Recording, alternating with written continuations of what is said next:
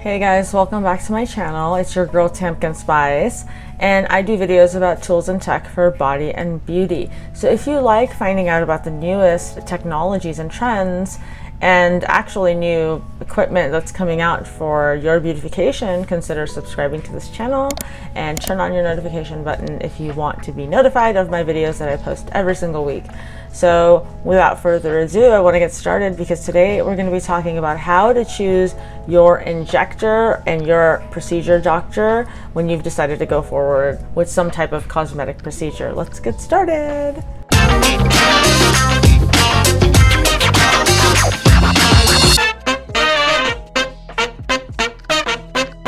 All right, this was actually a request from one of my subscribers. Thank you very much for actually using the comment box to request new videos, because that's actually where I go to look for ideas for what to do next. Today I do want to talk to you about this important topic, which is how to select where you're going to go for your procedure.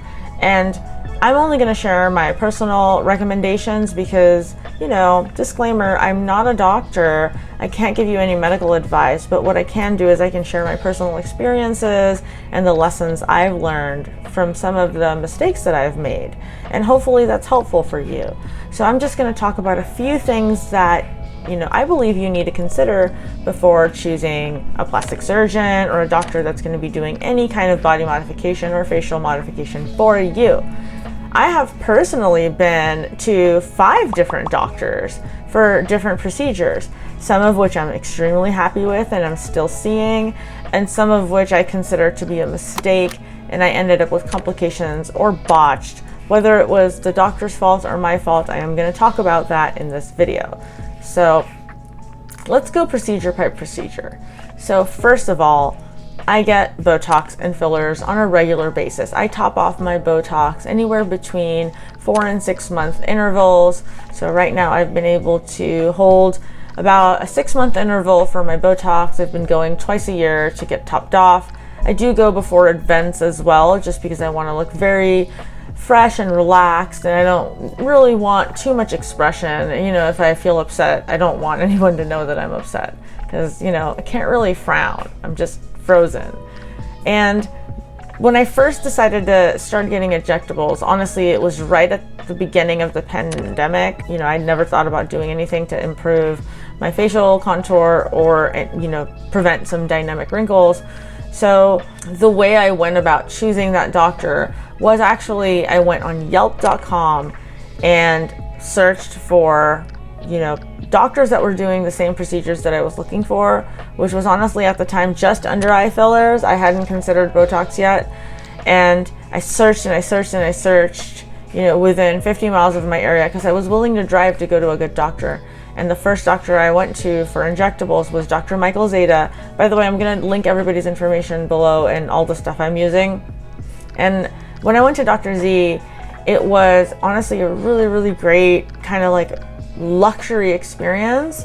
Obviously, his price points are at the medium level. I wasn't really bargain shopping. I just was shopping for a highly skilled doctor that was going to give me the results I wanted. And that's where I first went in and got my under eye filler. I ended up getting a little bit of cheek filler and chin filler that day too at the doctor's recommendation, and I have been very satisfied, you know, with my results. Now, that was my first injector. The second injector that I went to was a horror story. So let me tell you this.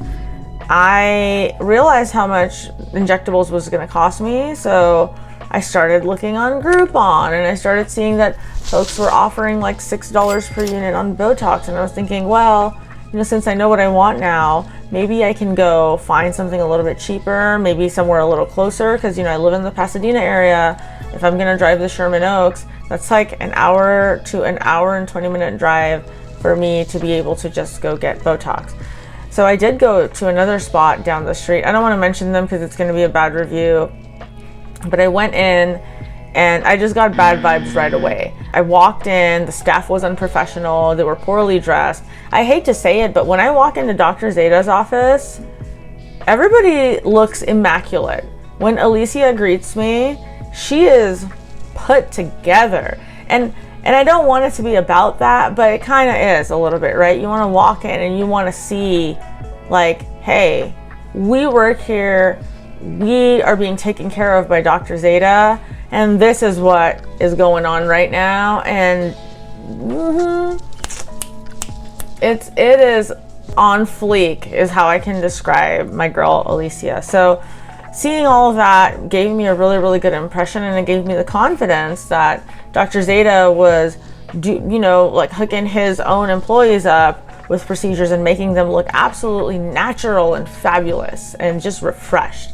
That's what I wanted. So when I went into this other place, Skin Zone Medical in San Gabriel, I went in and it was just very sloppy. Nobody was answering the phone the day I showed up. I had to go bang on the, it was during, the current situation. So I didn't want to just walk in there. I was banging on the door. Nobody was answering my calls. I went in. Everybody looked a little bit way too young to be working there. And, I don't want to judge based on age, but it just seemed like, I wanted to see more people like me who have been using these procedures and have been getting fillers and injections. And when I see an 18-year-old working at the desk, I just feel like, what do you know about what I'm going through? So I felt like the staff wasn't as relatable. And then once I, sat down for a consultation, the doctor really came in and upsold me. Like I was just considering getting a little bit of Botox to maintain certain areas, because I just had 3 months ago some Botox. She came in and was like, yeah, you're gonna need 100 units in your face. And I was like, well, that's what I would expect if I'm getting like a full 6-month revival. And I was just uncomfortable because she really was trying to push me into it. And then she also wanted me to get Restylane Kiss, which is made for lips. She was gonna put Restylane Kiss in my under eye. So everything just made me uncomfortable. And the problem is when you're on Groupon shopping, they will show you like 5 stars, but I don't know where those 5 stars come from, because when I was sitting in the clinic, I pulled up Yelp and it was like all 1-star reviews recently. And my heart just started pounding and I didn't know what to do. And I already had like all the numbing put on my face, and I was waiting there for the doctor, and I just left. I think I did the right thing. I just left. I was like, I don't feel good about this, and I don't want to just go through doing something that could botch me. So I just like walked out of there. There's so many negative reviews. So I look at reviews on Yelp. Now, that's for injectables. Go to someone that you see pictures on Yelp befores and afters, and they're providing the looks that you're going for. Because every injector has a style, and their style has to be what you're looking for. And for me, I have looked through thousands of pictures on Yelp. Now, if you are doing cosmetic procedures, which include any kind of incision or surgery, I would recommend the website Real Self. Please use Real Self. I am on Real Self.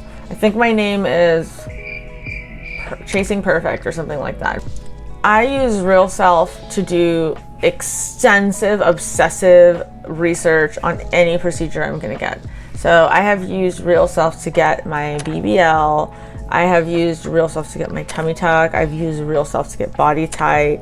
I've used Real Self to get liposuction. And I have selected doctors based on multiple very explicit, very graphic, like healing, recovery, blood, guts, everything is on Real Self. You have to be 18 or older to be on Real Self, and they have very strict rules. So you can't be screenshotting people's bodies, because people are posting fully naked body pics on there, because it's a safe space for people to talk about what they're going through. So use Real Self for any body type of procedures. But I did make some mistakes also. Like, for example, one of my friends who was going to go get liposuction on Groupon, which, now, here, hang on. I know there's a lot of you that are like, why would you ever do that?